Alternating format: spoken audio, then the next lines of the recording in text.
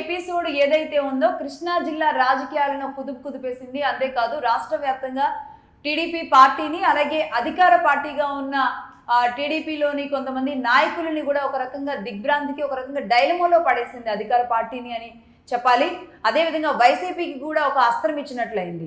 ఇటు విజయవాడ ఎంపీగా ఉన్న కేసినేని చిన్ని అలాగే అటు తిరువూరు ఎమ్మెల్యేగా ఉన్న కొలికిపూడి శ్రీనివాస్ ఇద్దరి మధ్య జరిగిన ఘర్షణ ఇది ఏకంగా మీడియా దాకా ఎక్కడం, ఒకరి గుట్టు ఒకరు బయట పెట్టుకునే స్థాయి దాకా ఇది మారడంతో కేసినేని చిన్ని కాస్త ఇందులో వెనక్కి తగ్గినప్పటికీ కొలికిపూడి మాత్రం తన దూకుడిని అలాగే కొనసాగిస్తూ వచ్చారు. ముఖ్యంగా తిరువూరులో ఎమ్మెల్యేగా కొలికిపూడి వెళ్ళిన దగ్గర నుంచి మరి అక్కడ నాయకులు తనకి ఇబ్బందిగా మారారా, లేదంటే కొలికిపూడి అక్కడ ఉన్న నాయకులకు ఇబ్బందిగా మారారా, అసలు తిరువూరు రాజకీయాలు ఏం చెప్పబోతున్నాయి అనేది మాత్రం ఒక తలనొప్పిగా పార్టీకి అధిష్టానానికి మాత్రం మారింది అని చెప్పాలి.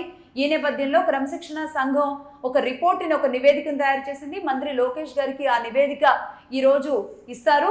అలాగే లండన్ పర్యటన ముగించుకొని వచ్చిన తర్వాత చంద్రబాబు నాయుడు గారికి కూడా ఈ రిపోర్ట్ ఇచ్చే అవకాశాలు ఉన్నాయి. మరి ఎలాంటి క్రమశిక్షణ చర్యలు ఎవరి మీద తీసుకుంటారు, ఎవరి మీద వేటు పడుతుంది, ఎవరి మీద ఎలాంటి చర్యలు ఉండబోతున్నాయి అనేది మాత్రం చాలా ఆసక్తికరంగా మారింది. ఇప్పటికే కొలికిపూడి శ్రీనివాస్కి అనేక పర్యాయాలుగా